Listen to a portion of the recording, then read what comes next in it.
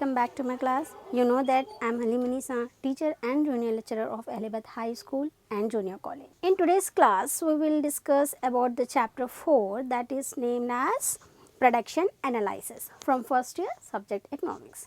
We have already discussed in our previous class up to economies scale. After the stages, here the law of returns to scale. Here the law of returns to scale is concerned with the production function in the long run. Okay, the law of returns to scale studies the behavior of output in response to change in scale of inputs. Okay. A change in scale of inputs means that all the inputs are varied in the same proportion and keeping the factor proportions constant here.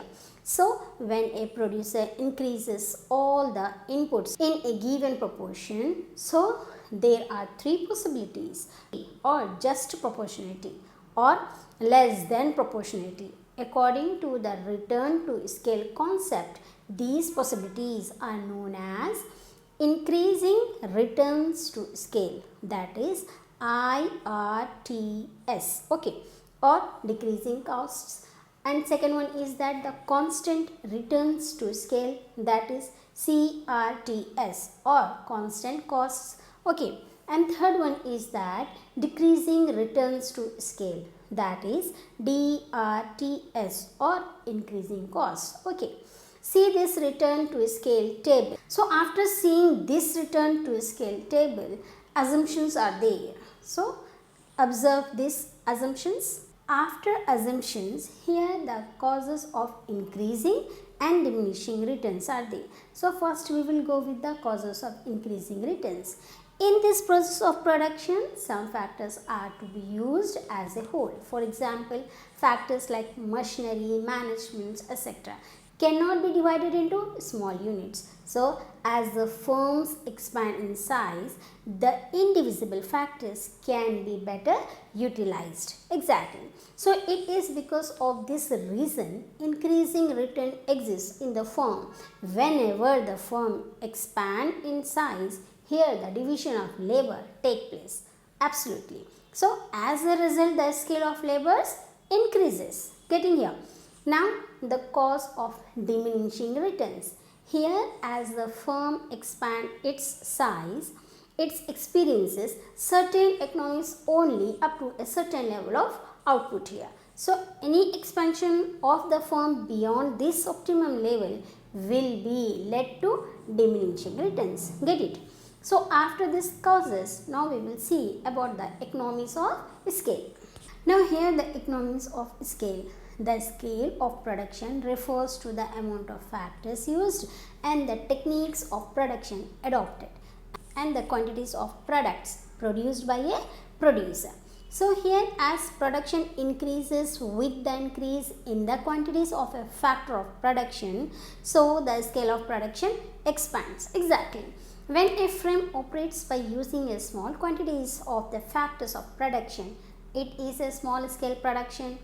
If a firm uses a large quantities of factors of production, then it is a large scale production, obviously. So, here the scale of production of an industry expands with the increase in the number of firms in the industry or with the increase in the size of these firms. Okay. Here, if firms expand its scale of production, larger profits and thereby gets many economies of a large scale production here. When the majority of the firms enjoys the economies of large scale production, these economies are also available to the industry, to these firms. Get it here? So, Marshall has classified these economies of large scale production as internal economies and external economies. Now, we will discuss them. Come to the internal economies. Here the word internal is used to denote the limitation of these economies to the firm itself. According to the Carnot, here the internal economies are open to a single factory or a single firm independently of the action of the other firms. Get it here? So, they result from an increase in the scale of output of the firm and cannot be achieved unless output increases. Okay. In other words, the internal economies occur to the firm itself when it expands its output or enlarges its scale of production. Here the internal economies are classified as economies of technical economies, marginal economies, marketing economics, financial economies, welfare of economies, risk bearing economies, economies of research. Get it here? So, after internal economies, now we will discuss about the external economies. Here the external economies are external to a firm which occur to each member firm when the output of the industry increases as a result of the expansion of the industry as a whole. Get it? So these economies benefit it all the firms working in an expanding industry. So these economies occur to firm when the industry is localized in a particular area and makes the inventions and introduce the specialization. So they are economies of concentration, economies of information, economies of welfare and economies of specialization. Supply and law of supply here. First here in this meaning of supply. So supply means the amount offered for a scale at a given price. So we may define supply as a schedule of the amounts of a good that would be offered for sale at all possible prices at any one instant of time or during any one period of time. Okay. Here various quantities of commodity which a producer will offer for scale at a particular time and at different prices. Get it here? So here supply should be carefully distinguished from stock. Exactly. Here stock is the total volume of a commodity which can be brought into the market for sale. Getting? So here the supply means the quantities of the commodity which a seller is willing to offer for sale at various prices during a given period of time here. So after meaning of supply, now we will discuss about the supply function. Here the supply function is to explain the relationship between the determinants of supply of commodity and the supply of that commodity only. Here supply of a commodity depends upon its price and the price of related goods and the price of factors of production and the state of technology and the goals of firm and the policies of government. Exactly. So these can be written in the form of supply functions as this. See this one? In this equation, supply of commodity is dependent variable on many aspects. So change even in one variable of the determinants of supply brings a change in the supply. Exactly. So here in determining the supply of a good and the price of this good is more important among all the determinants. So if we assume all other aspects will not change, then the supply function will be as like this. See, after knowing about the supply function, now here the determinants of supply. Here the supply function explain the relationship between the supply of a commodity and its determinants, and the determinants of supply are price of a good, prices of its related goods, prices of factors of production, state of technology, goals of producer and other determinants, and at last government policy. So all these are the determinants of supply. Now we will see about the law of supply. So here in law of supply explains the relationship between the price of commodity and its quantity supplied. Get it? As per the law of supply, here the other things remaining the same, and as the price of a commodity increase, its quantity supplied increase. Obviously, it's like a vice versa. So here the quantity offered for sale varies directly with the price. That is, the higher the price, the larger is the supply, and otherwise it will be vice versa. So here the law of supply is illustrated with the help of it. So here the supply schedule and the supply curve. First we will go with the supply schedule. Here in this, the supply schedule denotes the various amounts of goods that the seller offers for sale at a different price per unit of time. Okay. A hypothetical example is presented in this table. See this one, which shows the supply of commodity at all different prices. So, It is to be noted that the larger quantities are offered at a higher price than the lower price. Get it? So, this is the supply schedule. Now, we will discuss about the supply curve here. Here, first see this figure in which the quantity of supply is measured on OX axis and the price of the commodity on OY axis. Since the relationship between the price and the supply is positive, here the supply curve slopes from the left to right upward as shown here. Okay. It implies that as a price increases, supply also increases. Exactly. Again, it is like a vice versa. So, it is called as the contraction, that is movement from B to A on the curve in supply. Get it?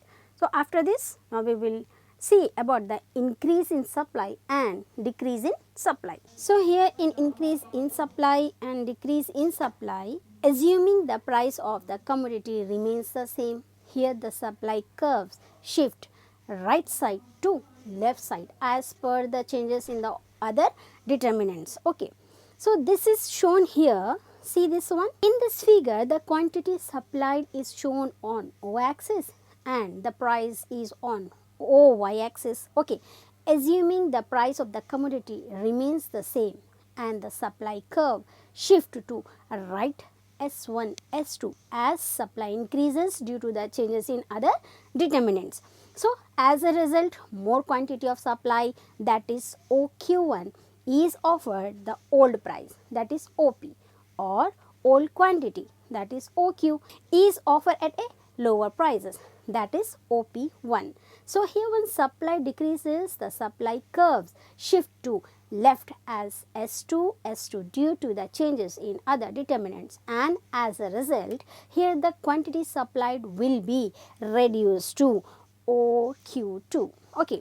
So, in such a situations, low quantity of OQ2 is offered at old price, that is OP, or old quantity, that is OQ, is offered at a high price, that is on OP2. Get it? So, after this, now we will see about the cost analysis. Here the cost analysis is referred to the study of behavior of production cost in relation to one or more production criteria. So, here namely size of output, scale of production, price of factors of production and other relevant economic variables. So, here the cost analysis is concerned with the financial aspects of production as against the physical aspects considered in production analysis. So, here the firm's cost determine its supply of goods, then the demand for a good and its supply together will determine the price of this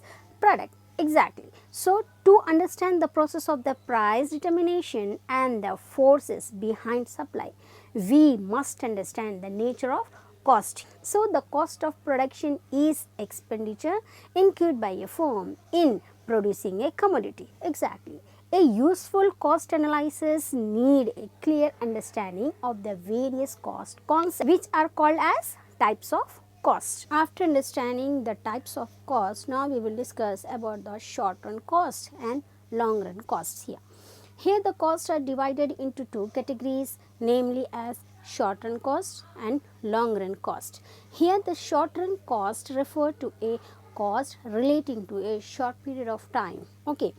In short run period, some factors of production are fixed. For example, capital equipment, machinery and management, and some factors are variables. For example, labor. Whereas in long run cost are the costs relating to the long period of time. So, in the long period or long run cost, there are no fixed factors. All factors of production are variable in this. So, the costs incurred on the fixed factors of production are called as fixed cost, and similarly the cost incurred on a variable factors of production that are called the variable cost. Exactly.